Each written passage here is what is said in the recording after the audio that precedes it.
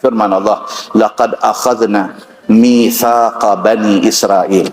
Sesungguhnya telah kami ambil janji Bani Israel atas iman dengan Allah dan Rasulnya. Allah buat satu perjanjian dengan Bani Israel. Janji kata mereka akan beriman dengan Allah dan Rasul. Wa arsalna ilaihim rusulan kullama ja'ahum rasulun bima la tahwa anfusuhum. Dan kami suruh kepada mereka itu, yakni kepada Yahudi, Nasrani, kepada Bani Israel. Kami suruh kepada Bani Israel itu akan beberapa pesuruh, yakni Rasul, kemudian daripada satu kepada satu. Yahudi paling ramai, terima Rasul, terima Nabi. Dan daripada kalangan Bani Israel saja, bukan sikit Nabi tu ada. Tuhan sayang Bani Israel ni. Tuhan sayang kat mereka. Tuhan lantik dalam kalangan mereka jadi Nabi. Bukan seorang, bukan dua orang, bukan tiga orang. Lepas seorang-seorang, lepas seorang-seorang. Allah lantik Nabi daripada kalangan Bani Israel. Itu bukti kata Allah sayang mereka. Allah nak mereka ikut jalan yang benar.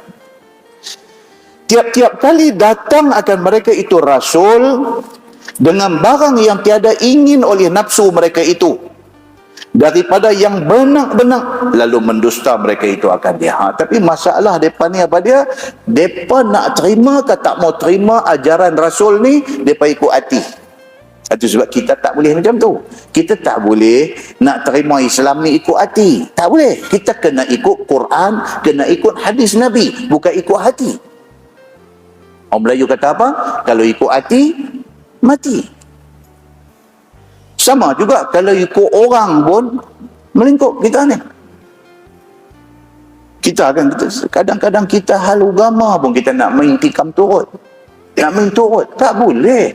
Agama ni mesti ikut Quran, mesti ikut hadis Nabi sallallahu alaihi wasallam.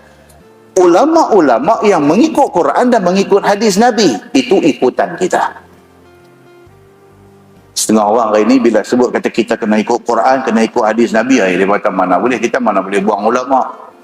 Bukan. Bila kita sebut kata kena ikut Quran, kena ikut hadis, tu maksudnya mana-mana ulama yang ikut Quran, ikut hadis, kita ikut ulama tu. Jangan dia pidu jadi celamu macam tu.